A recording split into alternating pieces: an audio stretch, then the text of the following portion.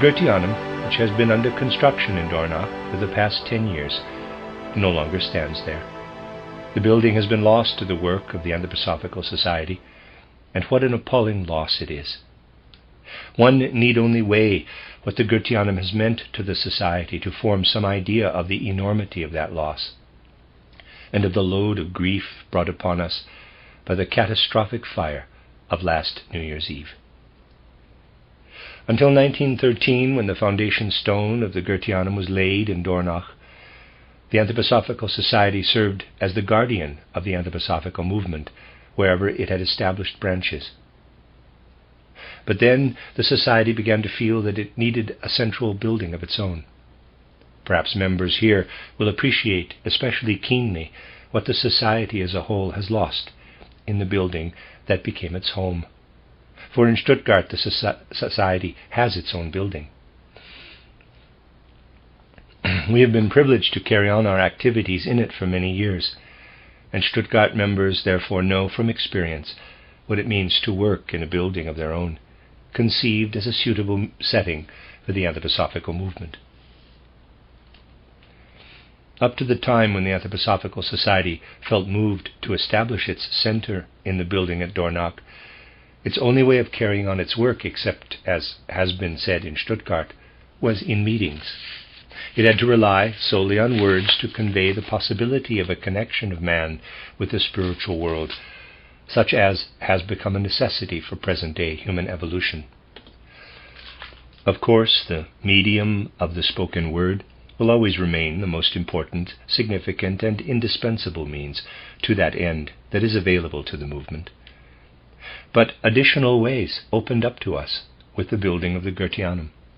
It became possible to speak to the world at large in the purely artistic forms striven for in it. While it is true that people who lack a sense for what anthroposophy has to offer through the medium of words will also evince little feeling for the artistic forms they perceive in the Goetheanum at Dornach, it is nevertheless true that people of our time tend to find it easier to approach things with their eyes than to rouse themselves to inner activity through what they hear. The Dornach building thus vastly widened the possibility of conveying the spirituality so needed by the human race today. In its visible forms, and as a visible work of art, the Goetheanum spoke of the secrets of the spiritual world to an immeasurably greater number of people than had previously been able to learn of them through spoken words. Anyone with enough goodwill to look without prejudice at the building and at the anthroposophy underlying it found in the Goetheanum proof positive that anthroposophy is not tainted with sectarianism, but rather addresses itself to the great task of the age, that of taking up and embodying in every facet of our civilization and our culture the rays of a new spiritual light now available to humankind.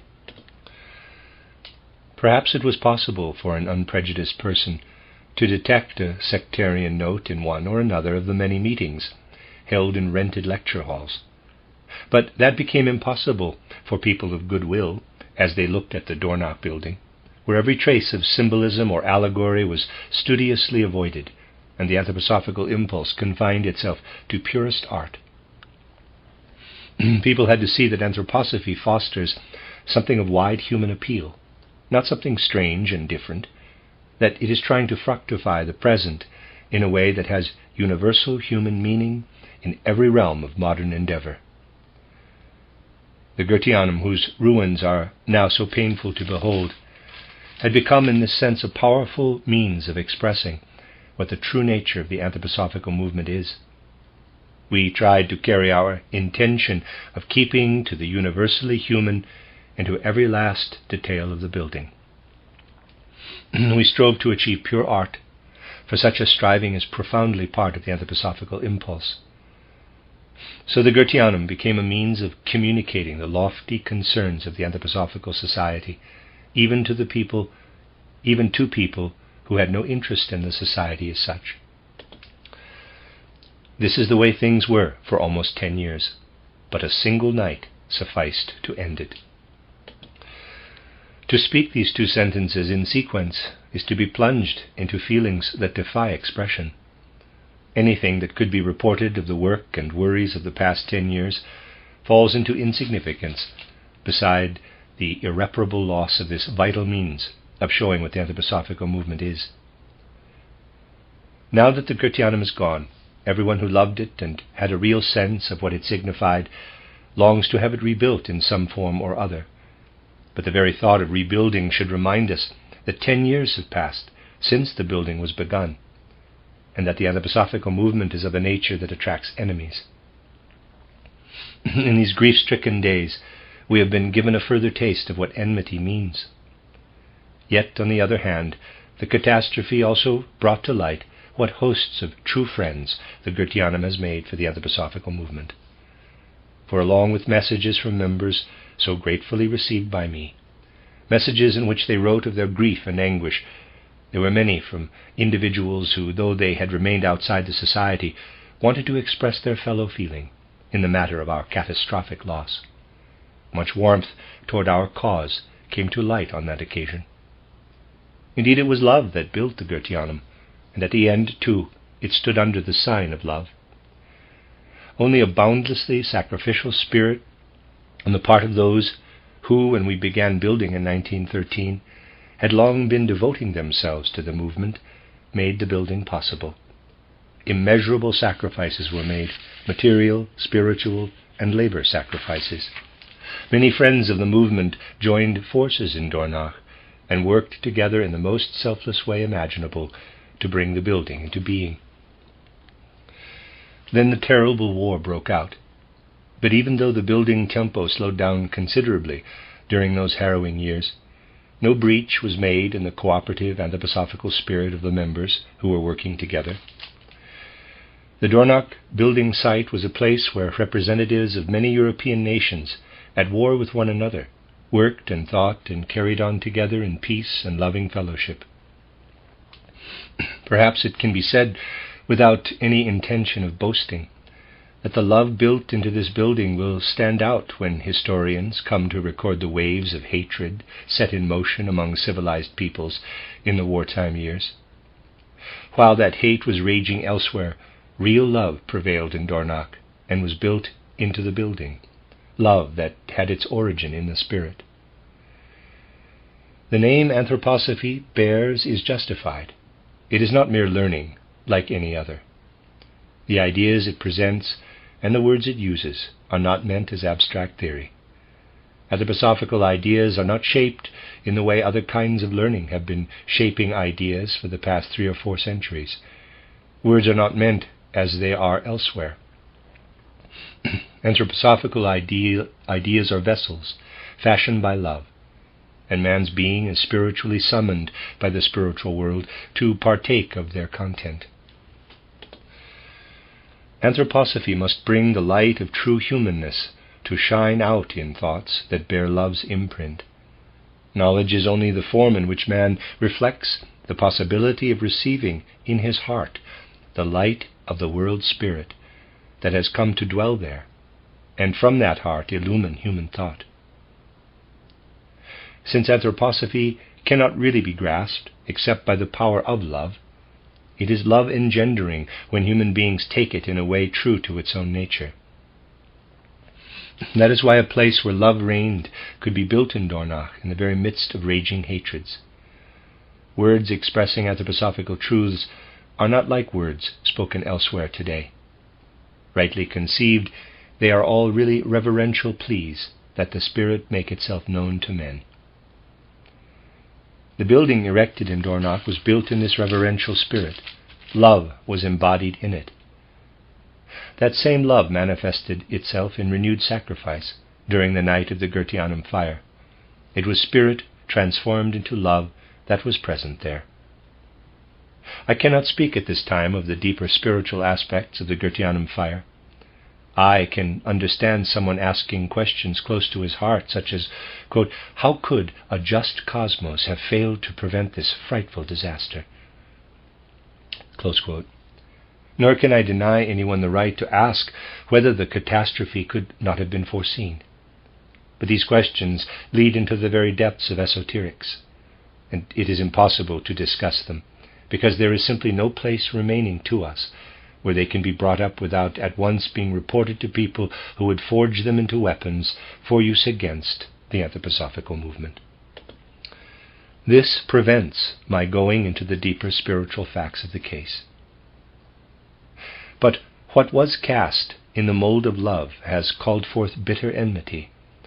Our misfortune has unleashed a veritable hailstorm of ridicule, contempt, and hatred, and the willful distortion of truth that has always characterized so large a part of our opposition is especially typical of the situation now, with enemies creeping out of every corner and spreading deliberate untruth about the tragedy itself. Our friends, present at the scene of the fire, did everything in their power to save what simply could not be saved. But ill-wishers have had the bad taste to say, for example, that the fire showed up the members for what they were, that they just hung about praying for the fire to stop of itself. This is merely a small sample of the contempt and ridicule we are being subjected to in connection with the fire.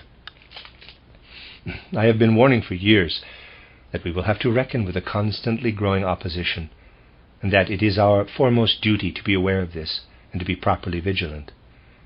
It was always painful to have to hear people say that our enemies in this or that quarter seemed to be quieting down.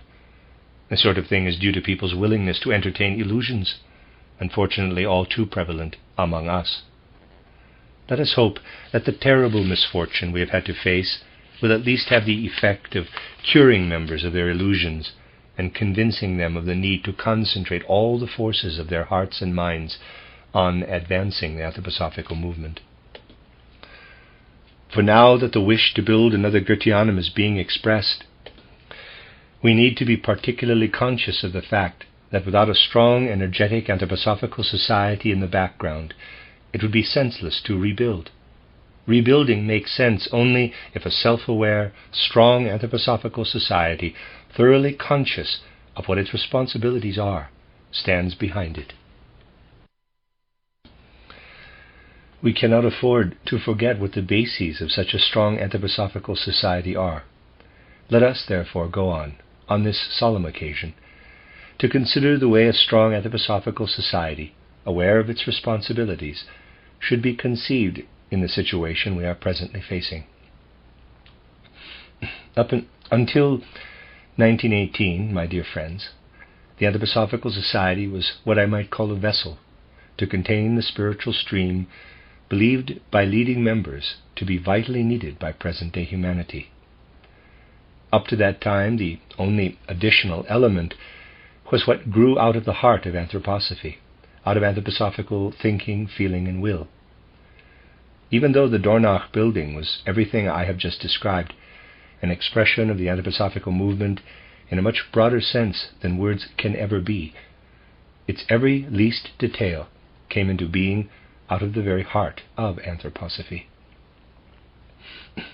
But anthroposophy is not the concern of a separatist group. Sectarianism is abhorrent to it. This means that it is capable of making whatever springs from its center fruitful for all life's various realms. During the hard times that followed upon the temporary ending of the war in Europe, friends of the movement saw the tragic shape of things that prevailed on every hand in the life about them, and they realized how essential new impulses were in every realm of life.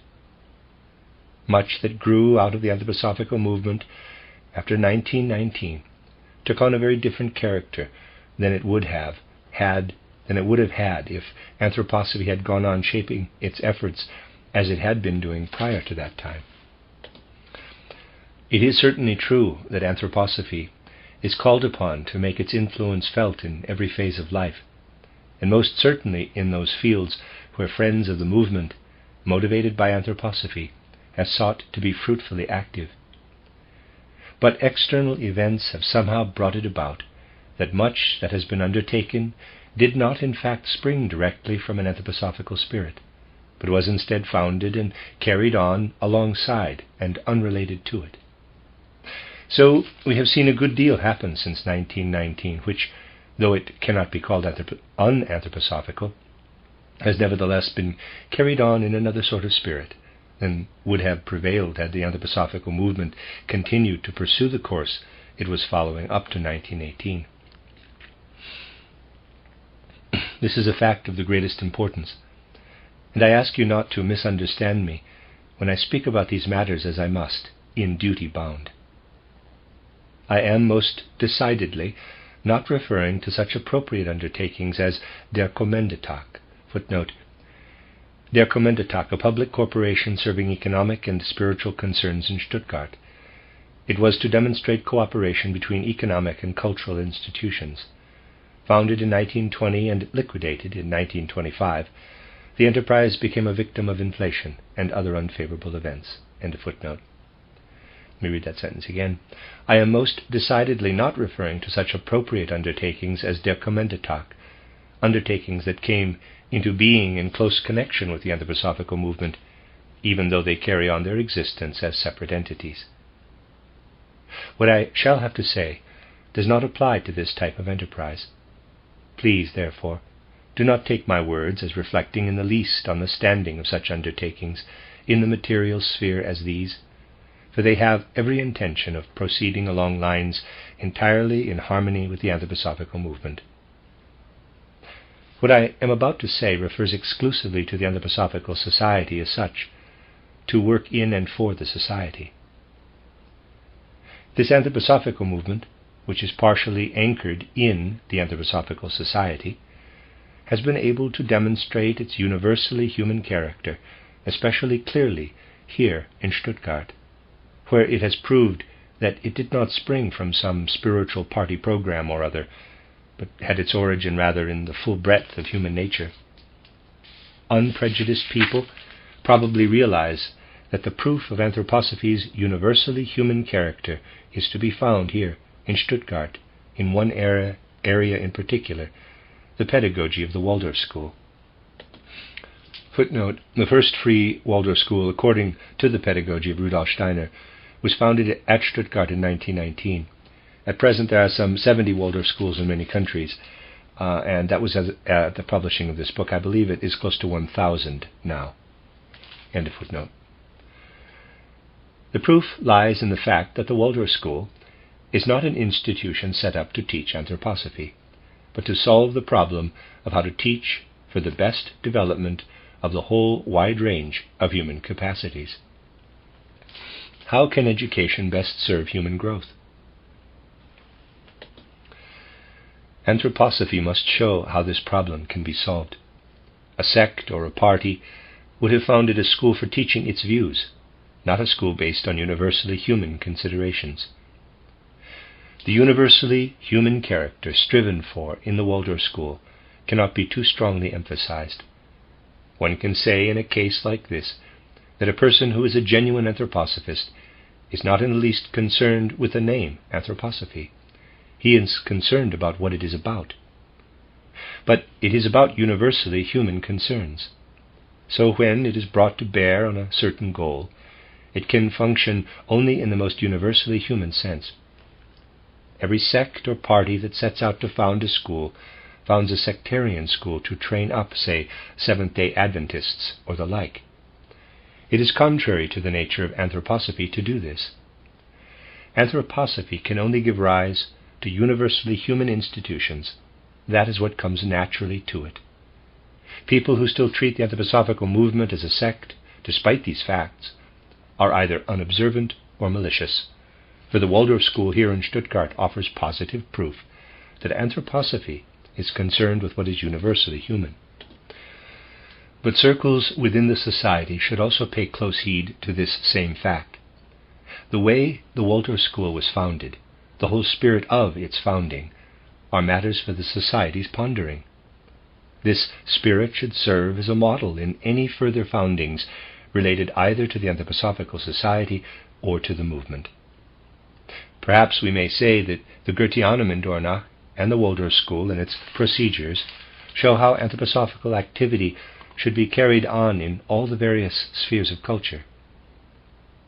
To make sure of not being misunderstood, let me say again that I have used Der Kommanditag as an example of something that has its own rightness, because of the way it was set up, and it is therefore not among the institutions that I will be referring to in what follows.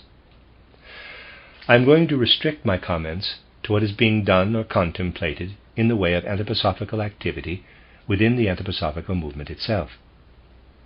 I want especially to stress that the movement has succeeded in demonstrating in the Waldorf School that it does not work in a narrowly sectarian, egotistic spirit, but rather in a spirit so universally human that the background out of which its pupils come is no longer discernible. So universally human have they grown. It is superfluous, in the case of the Waldorf School, to ask whether its origin was anthroposophy. The only question is whether children who receive their education there are being properly educated. Anthroposophy undergoes a metamorphosis into the universally human when it is put to work. But for that to be the case, for anthroposophy to be rightly creative in the various fields, it must have an area, not for its own but for its offspring's sake, where it is energetically fostered and where its members are fully conscious of their responsibilities to the society. Only then can anthroposophy be a suitable parent to these many offspring in the various spheres of culture and civilization. The society must unite human beings who feel the deepest, holiest commitment to the true fostering of anthroposophy. This is by no means easy, though many people think it is. It is a task that has certain difficult aspects. These difficulties have shown up especially strongly here in Stuttgart, too, since 1919. For, though on the one hand the Waldorf School has thus far preserved the truly anthroposophical character I have been discussing, we have seen, just in this case, on the other hand, how extraordinarily difficult it is to keep the right relationship between the anthroposophical societies, the parent, and its offspring activities. This may sound paradoxical, but if I go into more detail, you will perhaps understand me also in this. The comments I am about to make are not intended to reflect in any way on the worth of the various movements that have sprung up since 1919 in connection with anthroposophy. All I have in mind is their effect on the society, so no one should mistake my words for value judgments. I am speaking exclusively of effects on the society. The enterprises that I shall be referring to have not always been conceived by those responsible for them with what I might call up-to-date feeling for the spirit of the commandment, quote, "Honor thy father and thy mother, that thy days may be long in the land which the Lord giveth thee," close quote. The moving spirits in these projects have often, indeed usually, been members of the Anthroposophical Society. The question now arises whether these members, active in fields connected with the society, have always kept the parental source clearly in mind, competent though they undoubtedly are in their chosen fields. Is the effect of their professional activity on the society desirable? This is a very different question than whether the persons concerned are professionally competent. Speaking radically, I would put it thus. A person can be the most excellent Waldorf teacher imaginable, one wholly consonant with the spirit in which the Waldorf School grew out of the anthroposophical movement to become a universally human undertaking. He can carry on his work as a Waldorf teacher wholly in that spirit. The school can shape itself and its work in the anthroposophical spirit all the better for not being a school to teach anthroposophy. The individual Waldorf teacher may make most excellent contributions to it without necessarily doing the right thing by the society as a member. I am not saying that this is true in any given instance, just that it could be true. Or let us say that someone can be an able officer der Kommendatag, a person with the ability to make it flourish, yet prove most inadequate to the needs of the Anthroposophical Society. But the failure to give the parent entity what it needs in order to foster all its offspring properly is cause for the greatest anxiety, for really deep worry about the anthroposophical movement. My dear friends, the fact that this situation prevailed in a certain field was what forced me to speak as I did about the movement for religious renewal in my next to last lecture at the Goetheanum. Footnote, Movement for Religious Renewal, the Christian Community with its center at Stuttgart. The next to last lecture at the Goetheanum on December 30th, 1922, is contained in the book Man and the World of Stars, Anthroposophic Press, New York, 1963, and it is also available on this website. End of footnote. I most certainly do not mean to criticize the movement for religious renewal in the slightest, for it was brought into being 3.5 months ago with my own cooperation and advice. It would be the most natural thing in the world for me to be profoundly delighted should it succeed. Surely no doubt can exist on this score. Nevertheless, after it had been in existence for 3.5 months, I had to speak as I did at that time in Dornach, directing my comments not to the movement for religious renewal, but to the anthroposophists, including, of course, those attached to the movement for religious renewal. What I had to say was, in so many words, yes, rejoice in the child, but don't forget the mother and the care and concern due her. That care and concern are owed her by the movement for religious renewal too, but most particularly by the members of the Anthroposophical Society.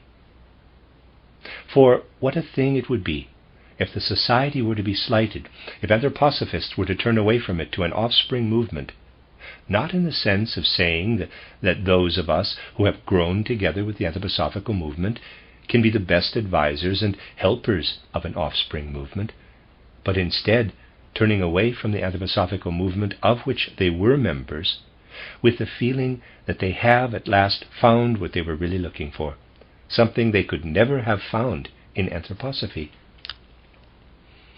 Though there is every reason to be overjoyed at the parents' concern for the child, it must be clearly recognized that the child cannot prosper if the mother is neglected.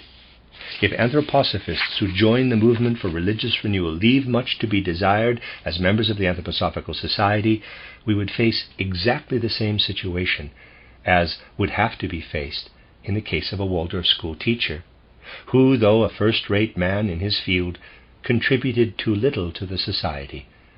But this is just the fate we have been experiencing since 1919, little as the fact has been noticed.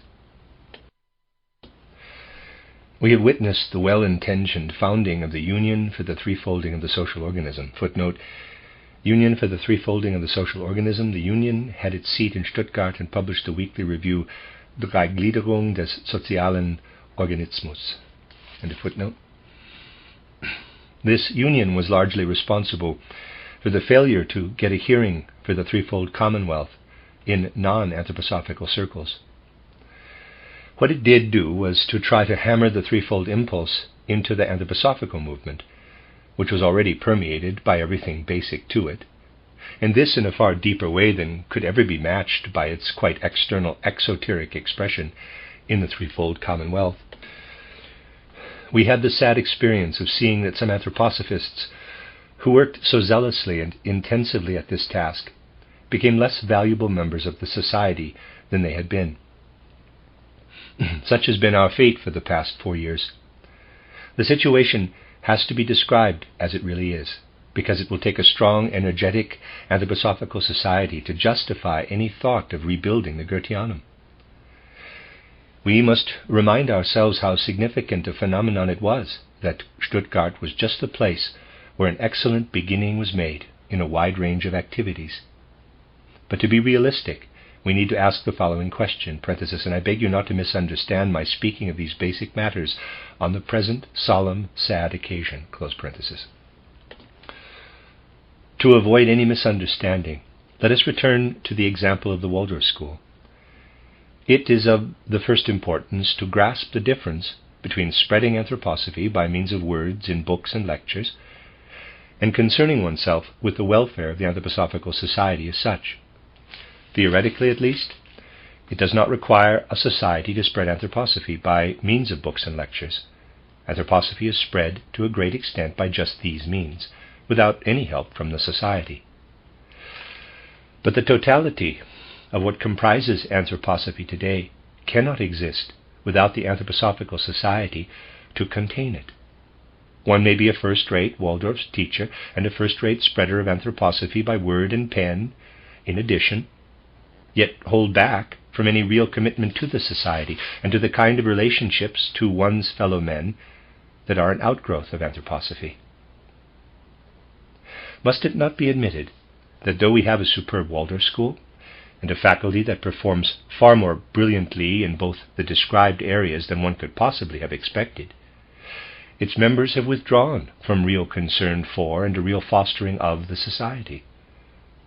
They came to Stuttgart, have been doing superlatively well what needed doing in both the areas mentioned, but have not committed themselves to serving the Anthroposophical Society. They have failed to take part in its fostering and development. I beg you to take these words as they are meant. We have had people working energetically and with enthusiasm on the threefold Commonwealth. The more active they became in this field, the less activity they devoted to the society. Now we face the threat of seeing the same thing happen again in the case of able people in the movement for religious renewal. Again, in an especially important area, resources of strength could be withheld from the society. This is a source of deep anxiety, particularly because of the immeasurably great loss we have just suffered. It makes it necessary for me to speak to you today in the plainest language possible.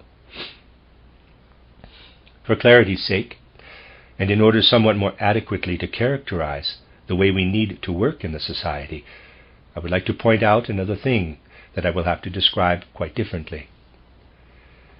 In the past 4 years, during which the society has seen so much happen, there has been a development with two different aspects.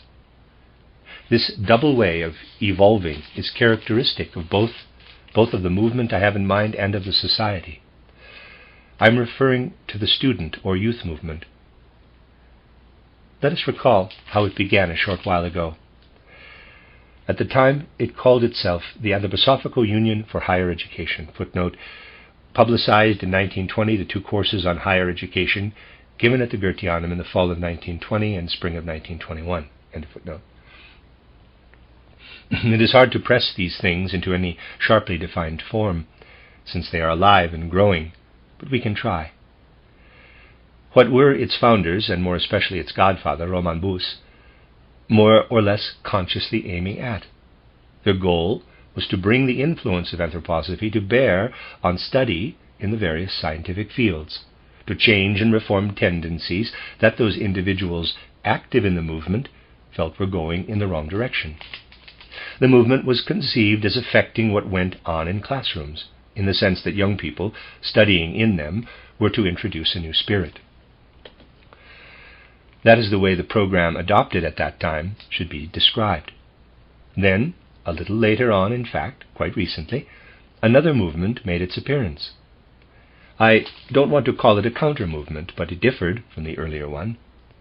It appeared when, here in Stuttgart, a number of young students came together to foster a concern for universal humanness with a spiritual pedagogical overtone.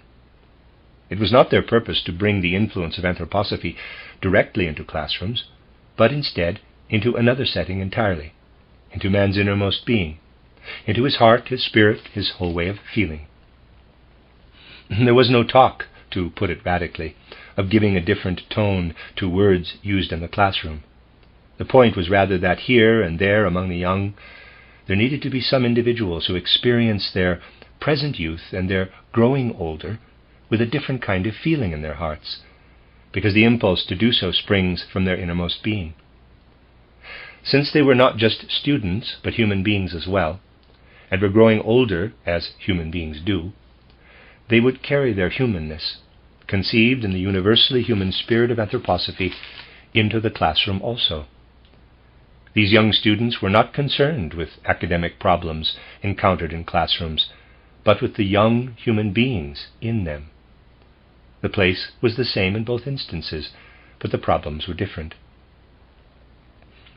But the Anthroposophical Society can do its work properly only if it is broad-minded enough to be able to find its way to the innermost being of everyone who turns to it for help in his searching and his striving.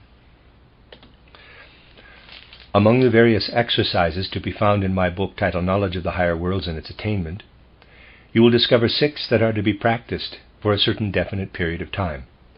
One of these is the cultivation of a completely unprejudiced state of mind. Indeed, dear friends, the Anthroposophical Society as a whole needs to cultivate these 6 virtues, and it is essential that it strive to acquire them. It must be so broad-minded that it reaches the humanness of those who turn to it, and so strong that it can meet their needs. One of the problems of the Society showed up in the fact that when I came here a short while ago and found the young people in the picture, the Society had completely withdrawn from them, making a patching up of relationships necessary. I am speaking a bit radically, but that may help to make my meaning clearer. I wanted in this example to show how important it is for the Society to be able to meet life's challenges. Now, let us turn our attention to another matter. For quite some time past, able members of the Society have been at work in the most varied branches of scientific endeavor. I am truly speaking with the greatest inner and outer restraint when I say that we have absolutely top-notch scientists who are not being given the appreciation they deserve from us. They have taken on the responsibility of developing the various branches of science within the Society. In the Society's beginning phase, it had to approach people purely as human beings. It simply could not branch out into a whole range of different fields. It had to limit itself to speaking to people from its innermost heart, as one human being speaks to another. Its task was first to win a certain terrain for itself in the world of human hearts, before going on to cultivate any other field. Then, since anthroposophy has the capacity to fructify every aspect of culture and civilization, scientists appeared as a matter of course in the Society and were active in their fields. But again, my dear friends, it is possible for a member to be a first-rate scientist and yet ignore the Society's basic needs. A scientist can apply anthroposophical insights to chemistry and physics and the like in the most admirable way and still be a poor anthroposophist. We have seen how able scientists in these very fields have withdrawn all their strength from the parent Society, that they have not helped nurture the Society as such. People who, in a simple and direct way, seek anthroposophy in the Society are sometimes disturbed to hear, in the way these scientists still speak, with an undertone reminiscent of the chemical or physical fields they come from. For though chemistry, physics, biology, and jurisprudence are still connected by a thread with the universally human, the connection has become remote indeed. The essential thing is not to forget the parent. If the Society had not fostered pure anthroposophy in its innermost heart for 1.5 decades, the scientists would have found no place in it to do their work. Anthroposophy provided them with what they needed. Now they should consider how much their help is needed in so fostering the Society that some return is made to it for what anthroposophy has contributed to their sciences. This will perhaps help us to look more closely at what has been going on in a wide range of activities, and then to admit a fact that, though it may sound trivial, is actually anything but that. Since 1919, anthroposophy has given birth to many children, but the children have been exceedingly neglectful of their mother. Now we have to face the frightful disaster of the fire that has left us looking broken-hearted at the Goetheanum ruins there in Dornach. We are also confronted by an anthroposophical society that, though its roster of members has recently grown a great deal longer, lacks inner stability and itself, therefore, somewhat resembles a ruin.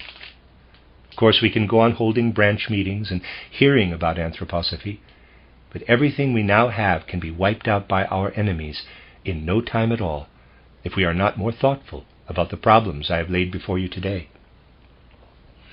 So my words today have had to be the words of pain and sorrow. This has been a different occasion than those previously held here.